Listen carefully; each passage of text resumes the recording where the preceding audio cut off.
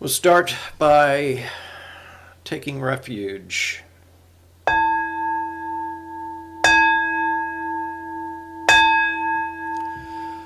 Buddham Saranam Gacchami Dhammam Saranam Gacchami Sangham Saranam Gacchami. I go for refuge in the Buddha. I go for refuge in the Dharma. I go for refuge in the Sangha. Buddham Saranam Gacchami Dhammam Saranam Gacchami Sangham Saranam Gacchami.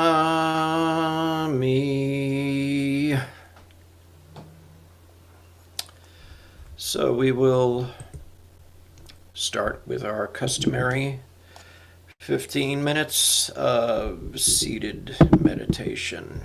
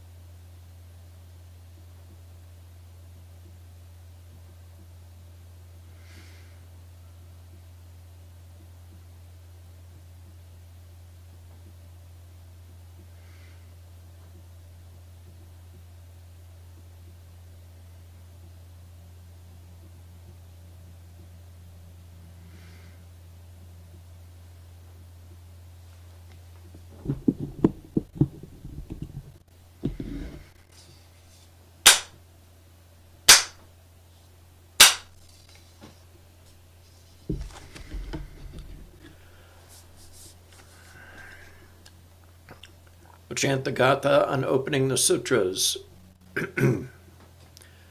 This Dharma, incomparably profound and minutely subtle, is rarely encountered in hundreds of thousands of millions of ages. Now we see it, hear it, hold and maintain it. May we completely realize the true mind of all Buddhas.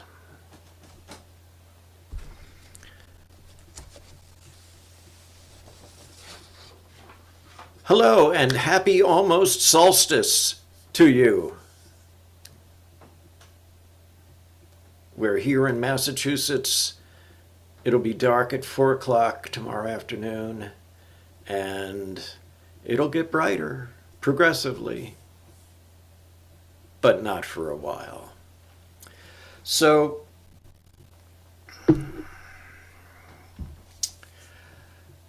tonight I wanted to talk about something that will have a few words in it that may make you cringe.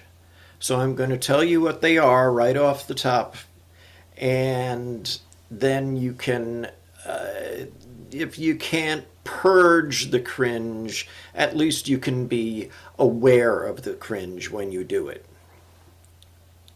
Okay? So the first one is essence.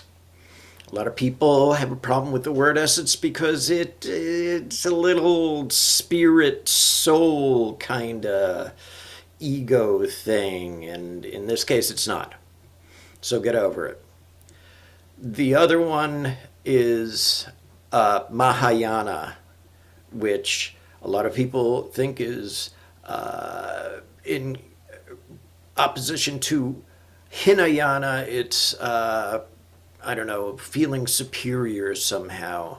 And in this case, it's not. There's no duality. It's just, we'll call it the great way in this regard. Okay? And the other one is faith. And I know a lot of people really hate the word faith. And they're mostly the ones that have gotten involved in Zen and Buddhism because of their disdain for organized religion. And they think Zen, oh, how much more disorganized can you be? I'm going with them. And then we throw out words like essence and faith. And you know, I'm sorry if that bums you out. But like I said, put it all down and just be open to it. So what I actually wanted to talk about tonight is the idea of essence function. And essence function is something that was developed primarily in China and carried over and had a great influence in Korea and to some extent in Japan. And now over here, probably because it involves the word essence. So a lot of people have a hard time with this essence function thing. Like if it's essence, isn't that like implying that there's some sort of thing that's functioning, doing stuff? And in a way, yeah, there is. But it's one of those instances where we call it mind, excuse me, we call it consciousness, we call it the unity of all things throughout the universe, whatever you want to call it. Essence is that, or Buddha nature, if you're a human. And so we've got this Buddha nature. We'll take it at that point. And then, well, what's the function of that? What is it that Buddha nature does. And in that regard, we can take a look at the Bodhisattva, and we'll do that in a little bit. Essence, function, and there's a hyphen in there. It's not essence and function or essence or function. It's essence hyphen function. You could even take the hyphen out and just run them together, and I'd be fine with that.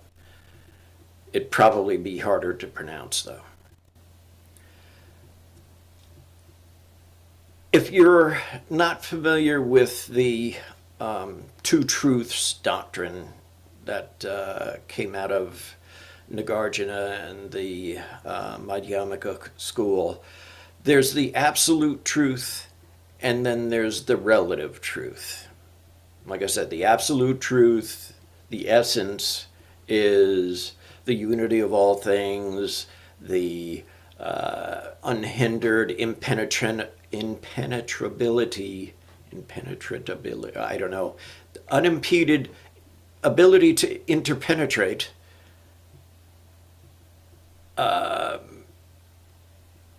the big picture, the macro. The relative, which is the other bit of the Two Truths, is the day-to-day mundane, I'm me, you're you, you go to your job, I do mine, I eat food, I drink, I sleep, all that mundane stuff that's part of the quote-unquote real world. It's no more real than the absolute. In fact, there's really no difference between the absolute and the relative in the sense that you can't separate them. The relative manifests through the absolute manifests through the relative, and again, you could just say it's absolute relative, and I would be fine with that, with no space in between the two words. You could even sort of overlap them, which would be kind of interesting to see in print. So we've got this Buddha nature, and we've got things that we do with it. Now, two of my favorites from the past, Guan Yu and Fa Zhang, both had commentaries that they wrote on, here it comes, Awakening of Faith in the Mahayana,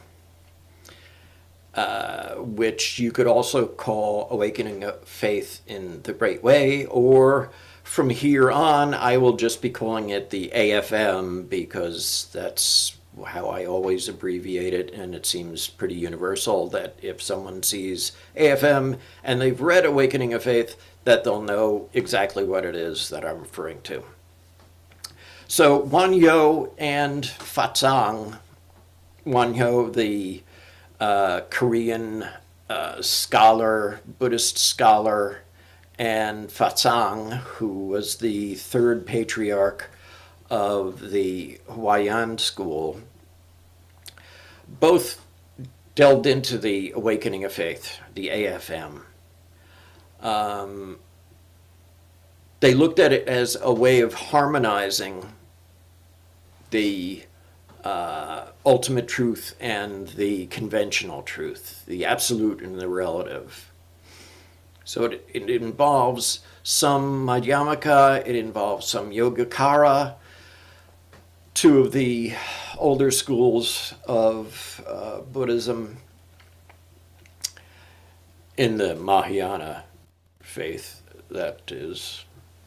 So anyway, the fact that Guan Yu was involved in it meant that there was a really heavy influence on Korean Buddhism and Korean San as it goes forward. And the Hwayan school, Hwaom in Korean, is also a big thing in Korean Zen, in Son. And this whole sort of interpenetration, unhindered, of all phenomena is really influential in the teachings that we get from the Hwayan Sutra and the Hwayan school in general. Now, you might say to yourself, okay, this is all fine. This sounds rather intellectual and it's verging on conceptual. So what does that exactly mean as far as what I'm going to be able to do with it in day-to-day life? I understand the concept of the absolute. I understand the concept of the relative. Yeah, great. I don't see it, but I'll take your word for it. So there were a few metaphors that have been used to make this a little bit more concrete. One of them is the idea of a tree where, or before we get to the tree, let's just go etymological for a second here, because, you know, I'm a grammar nerd too. And so the essence, you could say, is the noun, right? And function is the verb. Okay? Now, going on with the tree metaphor, the roots are the essence. Without roots, there, can be no tree, right? The function would fall into the branches. So when you have branches, you're doing tree stuff. You're waving in the breeze, you're producing leaves, you're doing all these things that trees do. But you can't do them without the roots being at the base of it and doing what the roots do.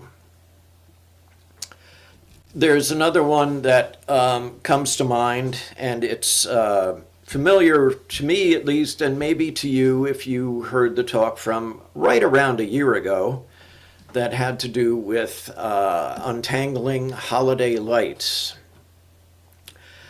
You could look on the holiday lights, the jumble, the crossed wires, the bunch of lights, as essence. And the act of untangling them and then actually hanging them on a tree or bush or whatever it is you might hang them from as function. I almost want to start a takeoff on the 10 ox herding pictures, and I don't know that I have 10 things yet, but searching for the lights, finding the lights, untangling the lights, hanging the lights, becoming one with the lights. I don't think I have 10 yet, but we'll find out probably in another year. So, to put it into more concrete, more relative, more right here, right now,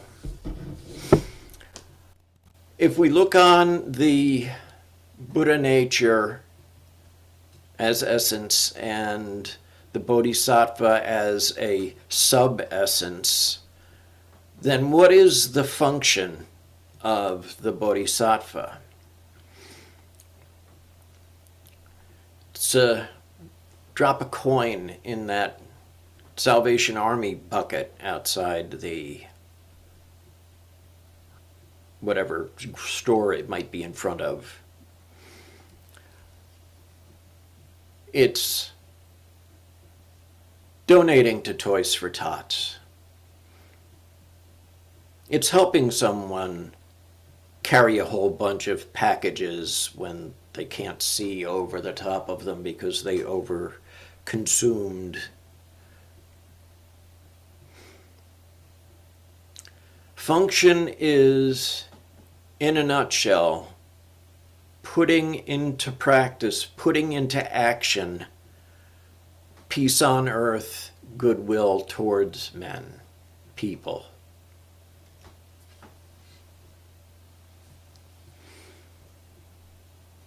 Peace on earth, goodwill towards you. Thanks. So let's go back and do our next 15-minute period of seated meditation.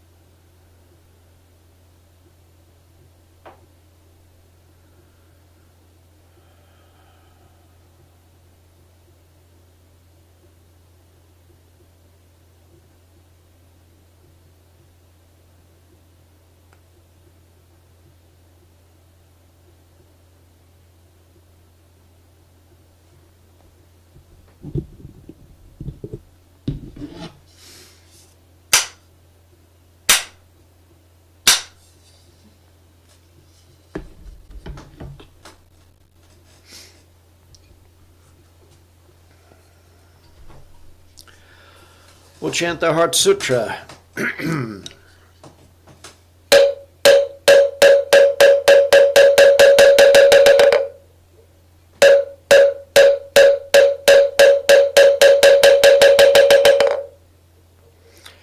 Mahaprajna Paramita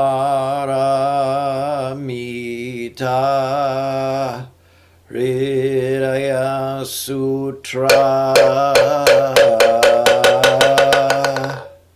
Avalokiteshvara Bodhisattva, when practicing deeply the Prajna Paramita, perceives that all five skandhas are empty and is saved from all suffering and distress. Shariputra, form does not differ from emptiness. Emptiness does not differ from form. That which is form is emptiness. That which is emptiness, form. The same is true of feelings, perceptions, impulses, consciousness. Shariputra, all dharmas are marked with emptiness. They do not appear or disappear, are not tainted or pure, do not increase or decrease. Therefore in emptiness, no form, no feelings, perceptions, impulses, consciousness, no eyes, no ears, no nose, no tongue, no body, no mind, no color, no sound, no smell, no taste, no touch, no object of mind, no realm of eyes, and so forth, until no realm of mind consciousness, no ignorance, and also no extinction of it, and so forth, until no old age and death, and also no extinction of them, no suffering, no origination, no stopping, no path, no cognition, also no attainment, with nothing to attain. The Bodhisattva depends on Prajna Paramita, and the mind is no hindrance. Without any hindrance, no fears exist. Far apart from every perverted view, one dwells in nirvana. In the three worlds, all Buddhas depend on Prajna Paramita and attain Anuttara Samyak Sambodhi. Therefore know that Prajna Paramita is the great transcendent mantra, is the great bright mantra, is the utmost mantra, is the supreme mantra, which is able to relieve all suffering and is true, not false. So proclaim the Prajna Paramita mantra. Proclaim the mantra which says Gate Gate Para Gate Parasamgate Bodhisattva Gate Gate Para Gate Parasamgate Bodhisattva Gate Gate Para Gate Parasamgate Bodhisattva.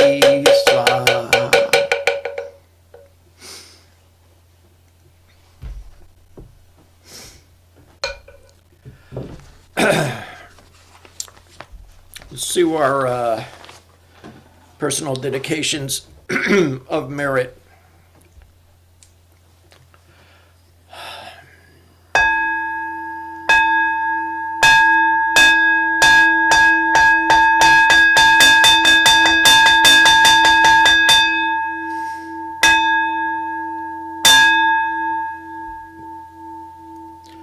All sentient beings are one seamless body and pass quickly from birth to death. We remember those who cared for us and are gone, those who were ill, those who were at war, who were hungry, and who were in pain. May they heal and have peace. We especially dedicate our service to Mike Gingy Wood, Barry, All those suffering from the violence of illusory borders and statehood in Russia, Ukraine, Syria, Lebanon, Israel, West Bank, Gaza, Egypt, Yemen, and anywhere else that I've missed. Anyone want to add anyone of their own? I'd like to add Melanie Bixby and Emily Epstein.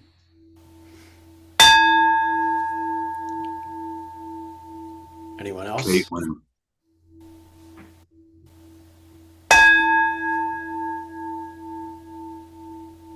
I'd like to add Iris McDonald, Joanne Sheridan, Bailey Sheridan.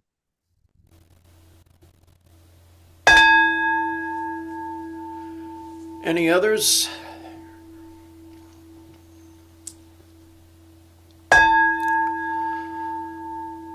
All beings in the 10 directions subject to the greed, hatred, and delusions of themselves and others.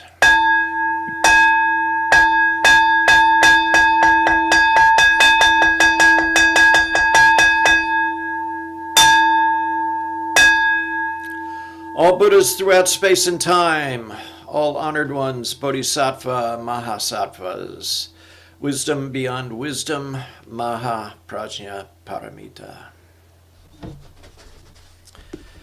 And we will recite our faith and practice vow.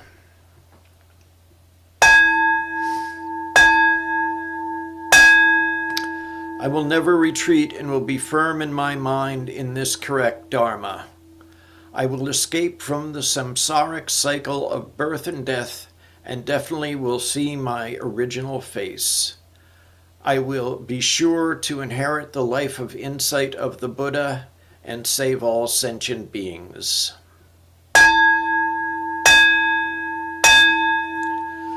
Brother Hangdal. Infinite realms of light and dark convey the Buddha mind. Birds and trees and stars and we ourselves come forth in perfect harmony. We practice and recite this for all beings, and grateful thanks to our many guides along the way.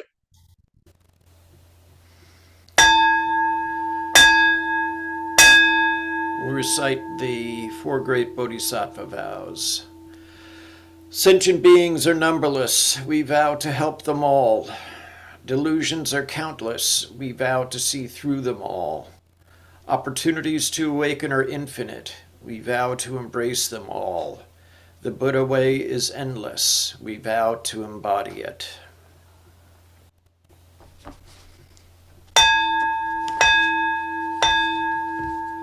Life and death are of supreme importance. Time passes quickly by, and opportunities to awaken are easily lost. Strive to realize your true nature, and do not squander your time by night or day. And I'll extinguish the candles.